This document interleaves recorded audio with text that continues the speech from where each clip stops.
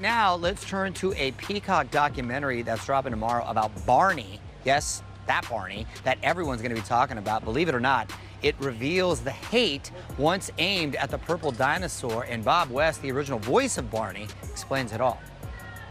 There was a group called the Jihad Against Barney. Middle school kids would send me emails and say that they were going to find me and they were going to kill me. That's really sad. As we see in the docuseries, not everyone loved Barney. Bob and several members of the cast actually received death threats. They were violent and explicit. Death and dismemberment of my family.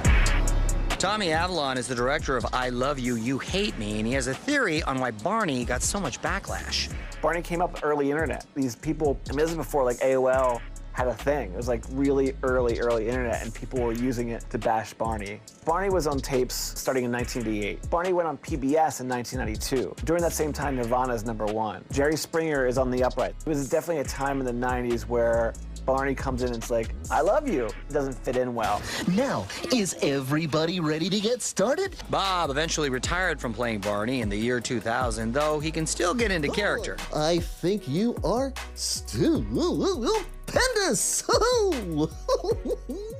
And Bob chooses to remember the good times instead of the bad. It's so amazing to meet people, especially like at the pop culture conventions when people come up to me and some of them just walk up to the table and they just burst into tears. It's because all this emotion just wells up inside them from their childhood. And I have to pinch myself sometimes to think that I was actually allowed to be involved in something that had so much an effect.